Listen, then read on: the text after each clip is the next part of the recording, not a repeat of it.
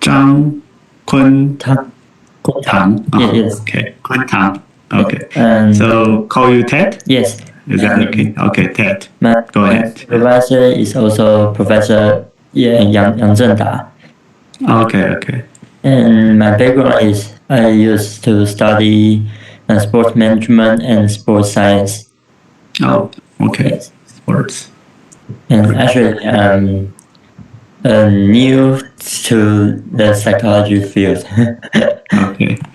No problem. I see most of students in this class are kind of new or from different backgrounds. Yes. Yeah, so it's okay. And it's most of you are in this PhD program, so you have many years to study, catch up. It's okay. Good. Okay. Thank you, Ted. And then Max? Yes, hello, Professor. Yes. Okay. Go ahead. My name is Max Neumann. I'm from France too. Like my friend Edouard, we came together from a university in France, which study political science. So yeah, I discovered this subject too, but like during my high school studies, I heard a lot about also the brain activity, the neuronal activity. It's like a general topic that we used to learn in the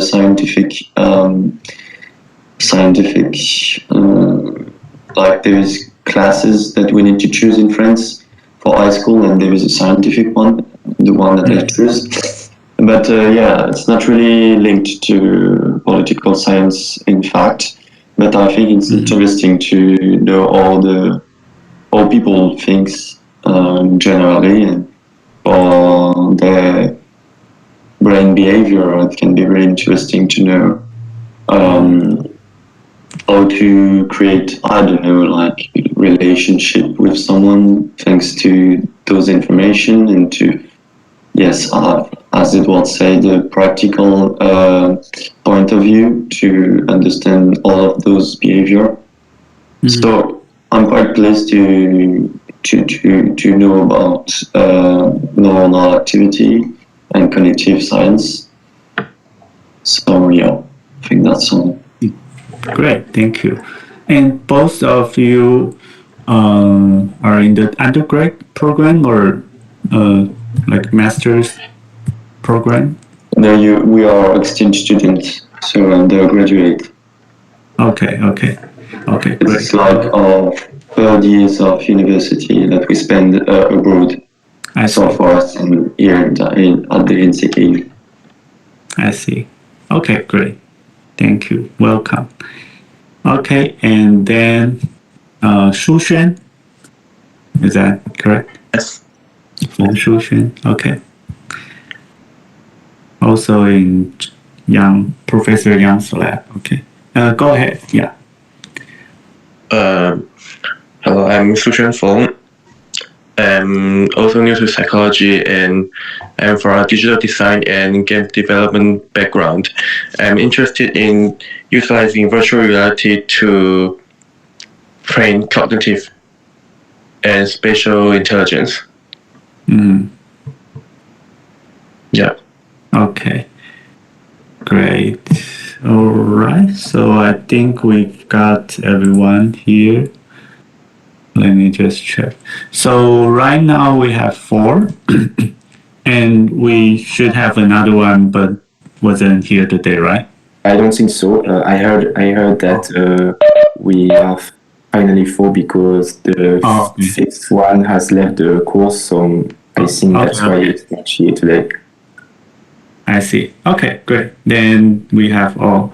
That's good. So I think we'll start from here, and then let me see if I can. Let me check your.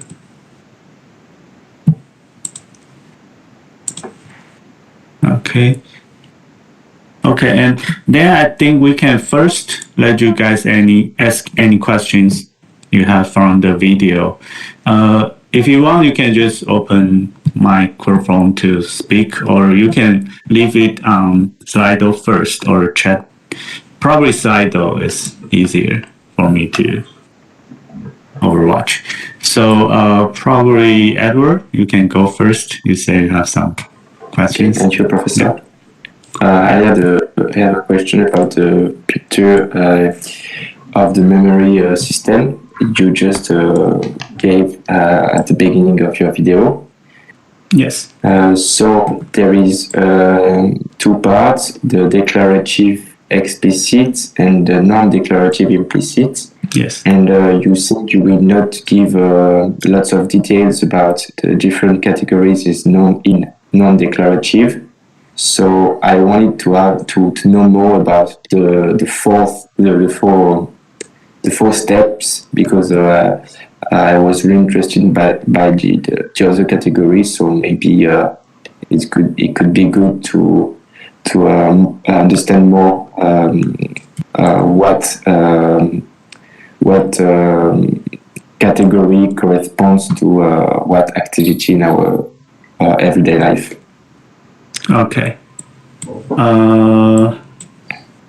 Let me show you this. So you should be able to see this memory system tree, right? On screen. Okay, good. So Edward was asking about especially this part, non-declarative. Yes. Wait, let me change my. Okay, let's see. All right, and you want to know more about this, right? Probably conditioning is the most common one. Have you? Do you guys know about conditioning? So it's like the Pavlov's dog.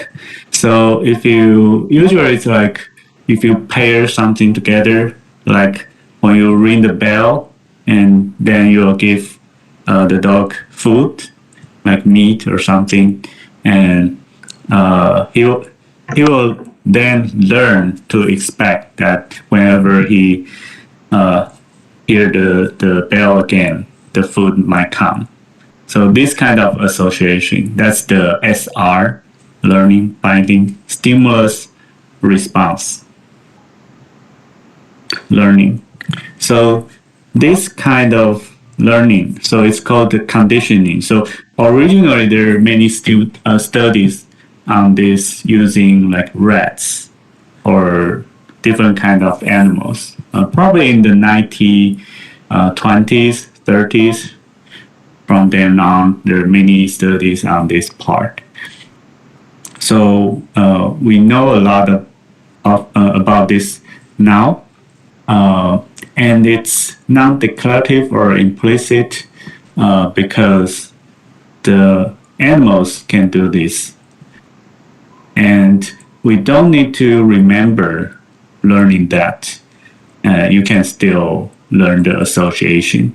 So meaning that if you're an amnesic patient, so who lost, especially like declarative memory, who cannot remember what he did yesterday, but he can still learn this kind of association. So that's the classical conditioning. Another example, famous example is kind of, so you guys have watched the video, so there's the case of HM.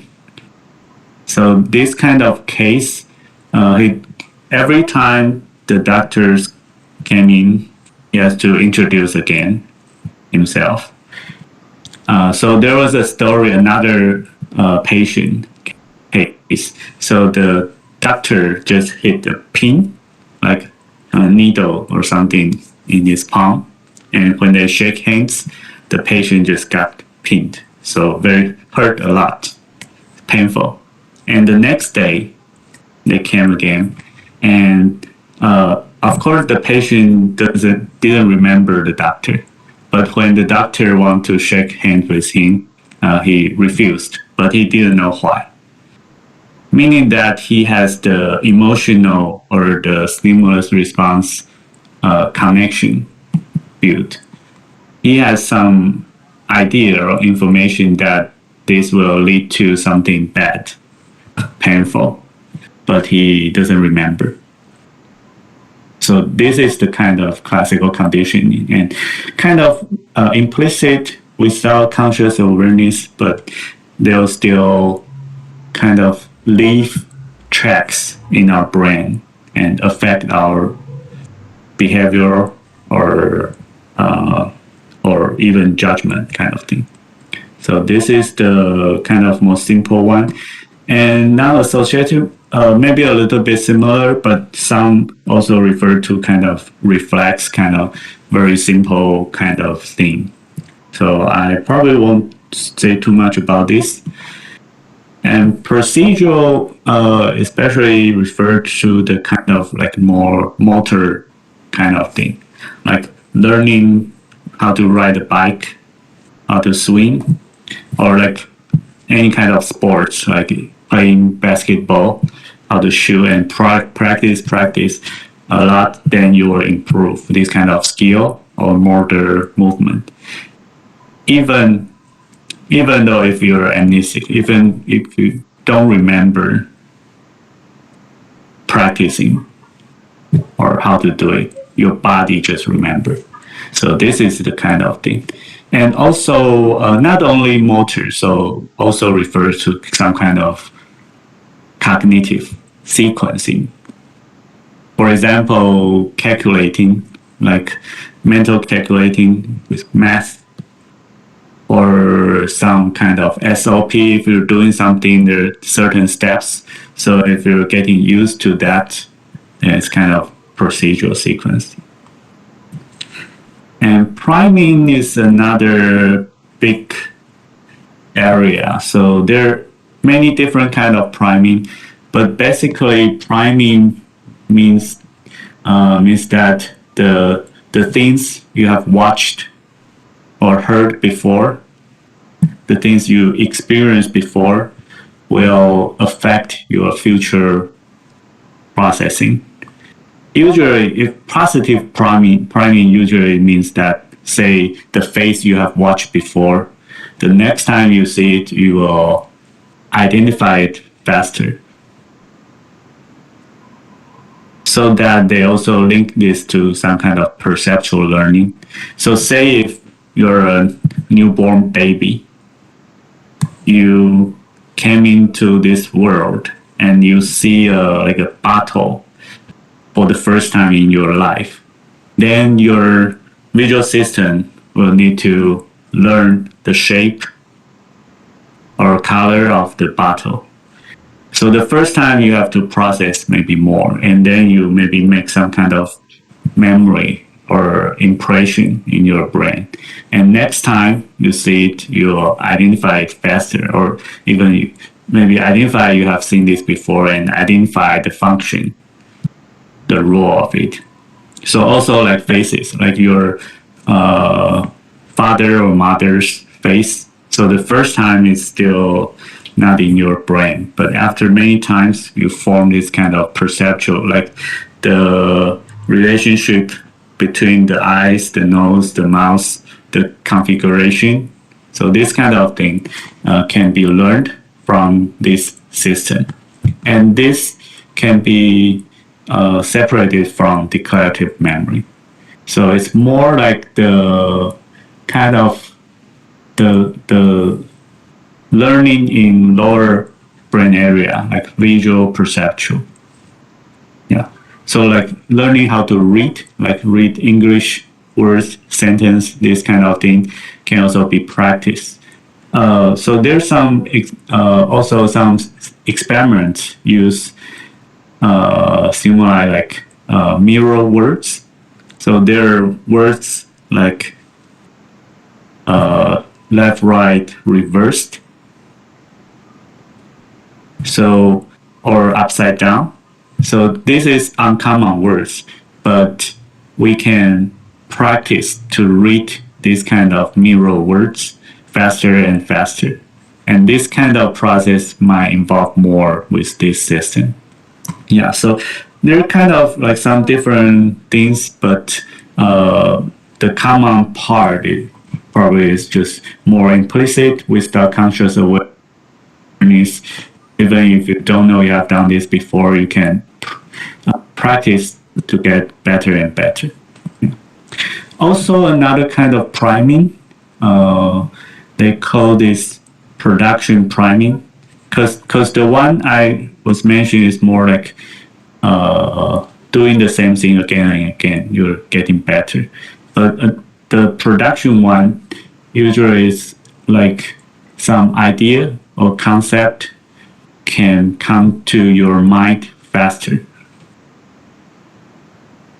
So it's kind of the word prime means. So say if I talk about Einstein for a few minutes, and then afterwards I ask you guys about who is the most famous scientist in the world. So maybe the first word comes to your mind might be Einstein. So that's because the name get primed or get to your consciousness faster. But if I was talking about Newton, then maybe you're think about Newton faster. Yeah, so this is some kind of how past experience affect our judgment, perceptual processing, or thinking. Yeah, there's some examples. I don't know if it helps or you have any other further questions want to know about. I think you asked probably you want to know more about how this link to our daily life, right? Or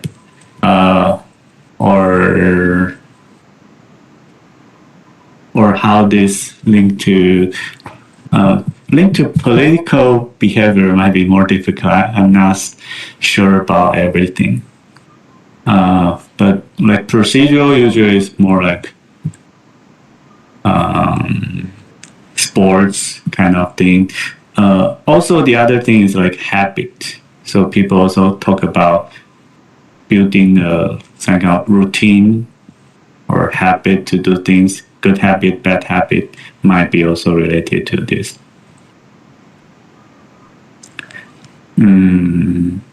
Yeah. Priming, conditioning. Yeah, I don't know if my explanation is clear enough or it's still kind of fuzzy, but you guys can ask.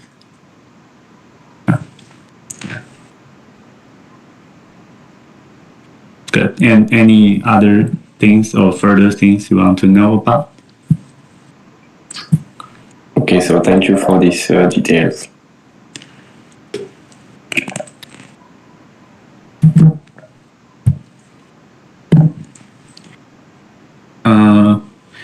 Let me check if there are further questions here.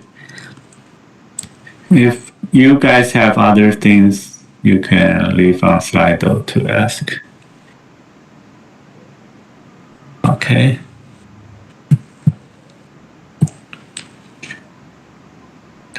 Okay. Okay, great. Shu Xuan, good question. Do you want to explain a little bit more, elaborate more? Like, what's your angle? So, is it related to your study or just? No, I'm just interested in this topic because I'm a collector of old video games and technology and such. So I'm quite interested in why we are intrigued by those stuff. Yeah, interesting. Like 怀旧治疗 kind of thing, right? Not everybody will talk like this, but this can have some effect, and certainly I think can be related to memory. So you guys probably don't know about familiarity and recollection, right? So it's usually refers to when we trying to memorize something, or when we're remembering something. Some scientists separate two different kind of feelings. So one is kind of familiarity, meaning like a face looks familiar, or like songs, or the layout of your house kind of thing. So you can feel it's familiar, but you are not sure where you have seen this before. Kind of deja vu thing, familiarity. The other is recollection. So this is kind of very vivid remembering. You remember you have heard about this song when you were 15 years old, and from where, like a radio or something, very vividly. Yeah, so just kind of vague familiarity versus recollection. So this kind of nostalgia, I think, might be more related to familiarity, familiar feeling, and this can be real, or can be so real, something you have experienced before, or it can be not real, like a deja vu. Oh, actually, I also maybe can ask you guys, because you both from France.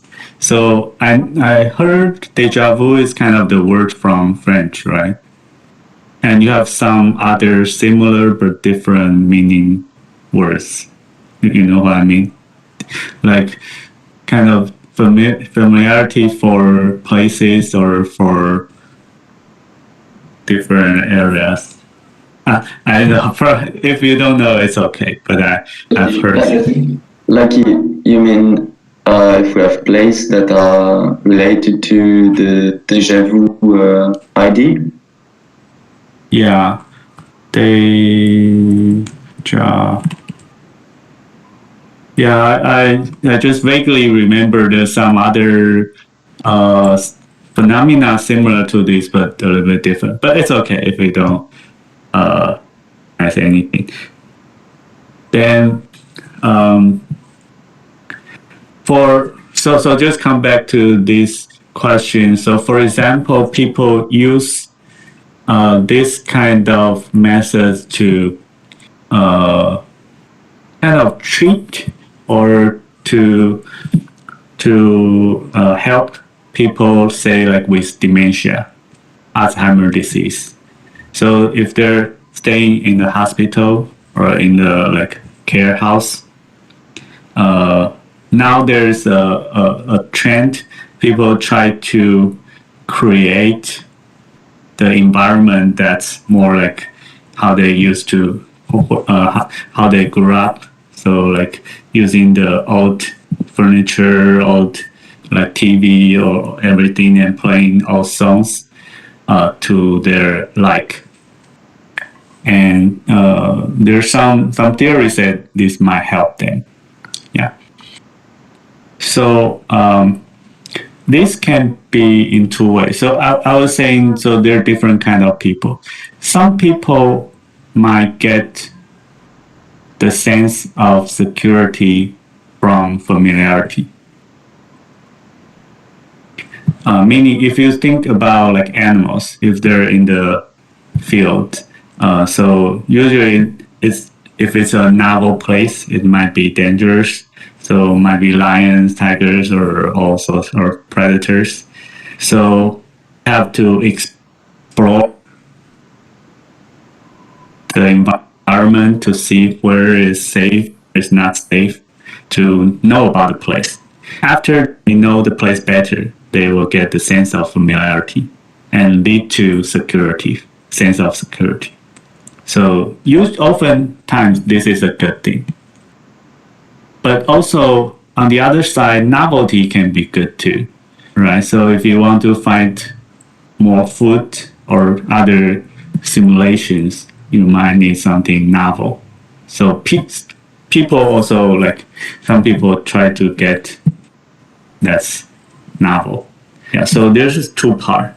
So take one example. Some people, when they eat for every meal, like me, I usually cannot eat the same thing every day, every meal, right?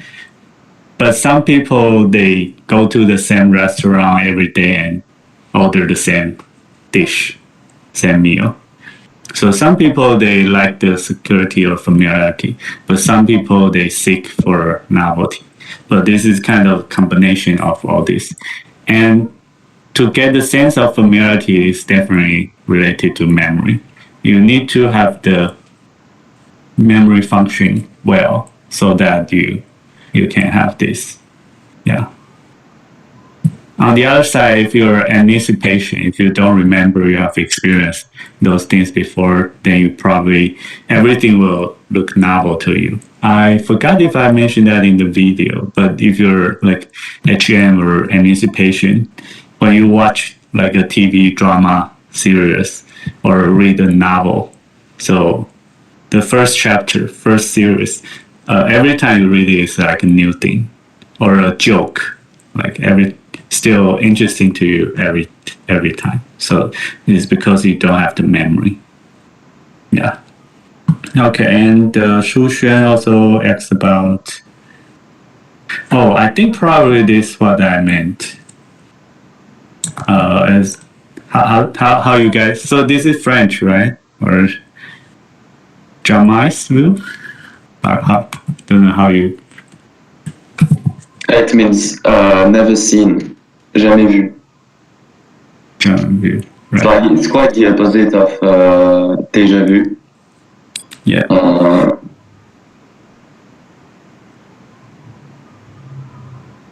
Yeah. So it's like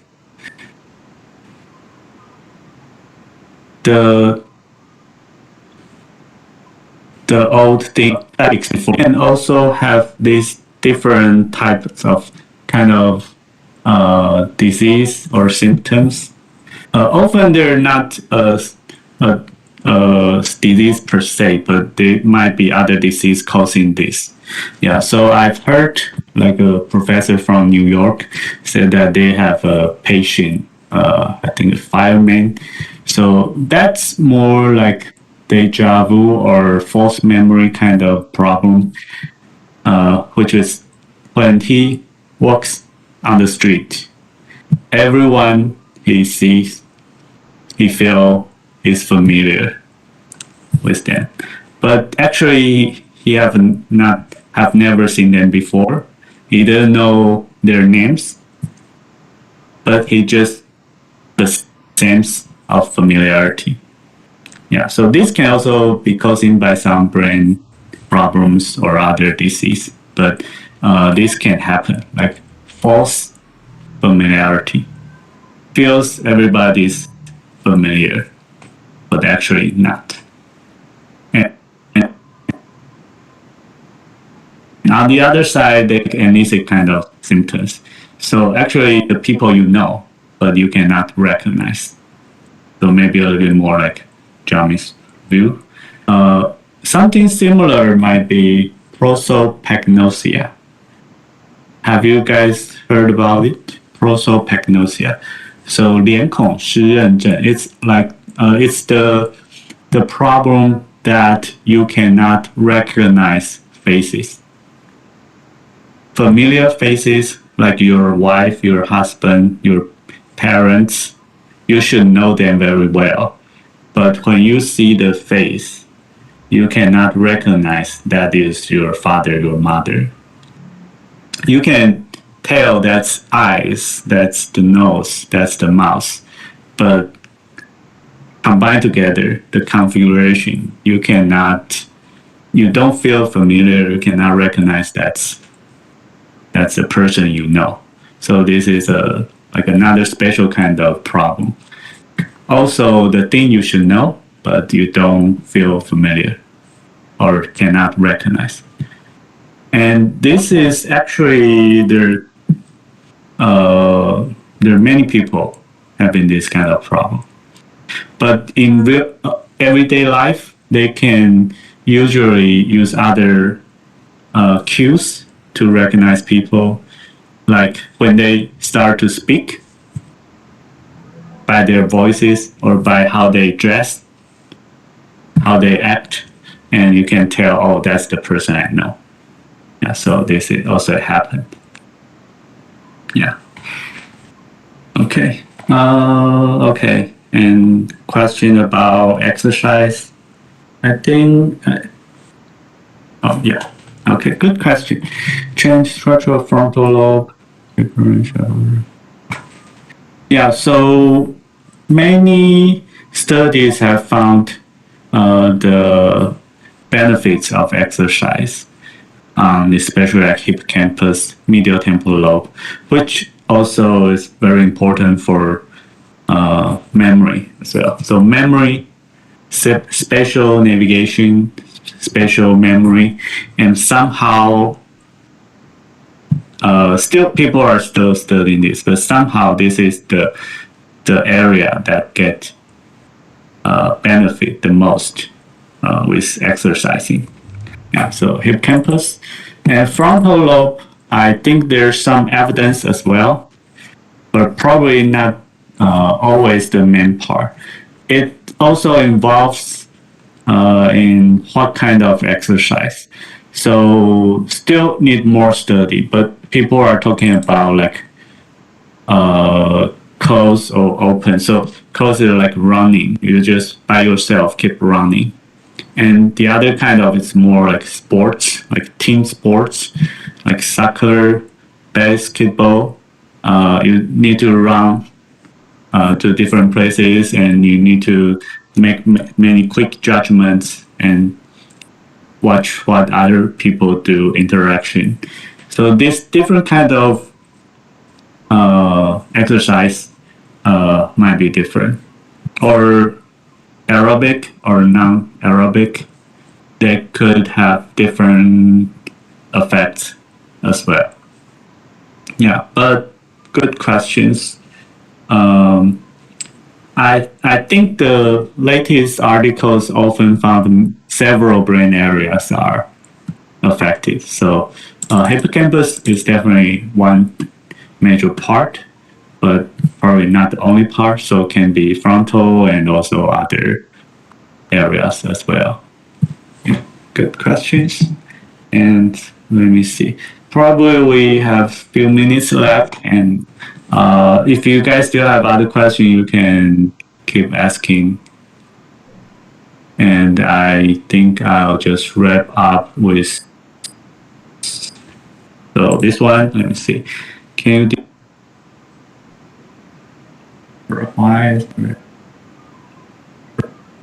procedural memory? Okay. The person who asked this, do you want to elaborate a little more? I can say something, but I'm curious why you asked this or what you want to know. What direction? Yeah, it's me. I asked this question because I don't really understand how the procedural memory can be linked with the emotional memory. Like procedurals looks like having an instinct to act in a way, like you say, throw a ball to score or something. Yes. And that makes you think about something in your life, so it makes your memory active, and that creates an emotion. And it seems like really different mechanism in your brain. So maybe there is a link between, but I don't understand what it can be. Okay. And did you see this from somewhere else that it's linked to emotional memory? No, I heard that from neuro courses. Okay, I'm not sure, but probably that's what I meant by emotional memory here, especially linked to basal ganglia. Yeah. So in short, usually basal ganglia people doesn't link that to emotional part. Yeah, but could be, but not the most thing people often talk about. Usually it's like procedural or like sequencing linking or some kind of you guys probably don't know about statistical learning, right? Statistical learning means that, so like conditioning, the thing I talk about, usually they're like, whenever the bell rings, you'll give the dog food. So this is like 100% prediction. But statistical learning often means it's not 100%, but like 70, 80 or some percentage, higher percentage, so that if you learned it through many experience or appearance, you get the statistically that's like more likely. So one example is like weather prediction. So if you see some kind of shapes of the clouds, you might predict, oh, it's going to rain, or it's going to be sunny tomorrow. But oftentimes it's not 100%. So, but in the old time, human beings, people use this kind of experience to learn how to predict weather, like from the shape of clouds. So this kind of learning, people think are related to basal ganglia or striatum. And oftentimes it is kind of like a little bit different from hippocampus kind of learning, is that this is more like through experience, and you build up your like evidence. So it is slow learning and keep changing. Like if out of 100 times from your experience or memory, how many times you get this result. And this kind of learning, you need many experience and keep changing your like brain network to learn it. Yeah. So that is also related to kind of like playing sports. So riding a bike, swing, this takes a lot of practice. So you're building this kind of association or links like through many repetitions. Yeah. And to emotional, so I would not say directly this would need to lead to emotional memory directly. Usually emotional memory per se, people might link to hippocampus and amygdala more. Hippocampus, because amygdala is in front of amygdala, so usually people think amygdala is related to especially like processing fear, anger kind of thing. So say if it's like earthquake now or something very fearful, your amygdala will be activated. And then it might tell hippocampus, say, it's a very important thing right now. You should remember this. So they're just association to each other. So amygdala processing your emotional state and then tell hippocampus to remember this event. And usually this is more like the declarative memory, like remember what you did that day, what happened that day. Yeah, so less related to basal ganglia or procedural kind of memory. Yeah, probably I'll comment with this. And thank you. Yeah, good.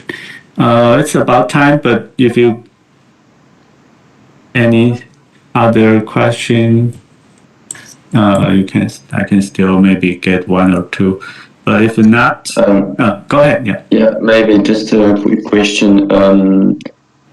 Like sometimes we heard that humans being and even animals have an instinct memory that is in their DNA, like, and it's different from the species. Like maybe like mouse are scared of birds since they are born, but they don't know why. There is no explanation. Maybe they didn't see a bird in their life, but when they're gonna see it, they're gonna be scared. Like, and which part of the brain this activity is related to? Yeah, this is very good question. I cannot say I know the answer. So first, so probably like 30, 50 years ago, most psychologists would say our memory or what we learn cannot like transfer to the next generation or through DNA, this kind of thing. But lately, there are more and more evidence showing that, like even so, you guys probably know, like conditioning, they often do that in the lab, like with rats. They can like if the rats go to this place, they will get electrical shock and go to the other one, they'll get food, something like this. And they will learn this kind of, say, like place conditioning. And this kind of memory or fear or emotional memory, people have found that they probably can be transferred to the next generation in some way.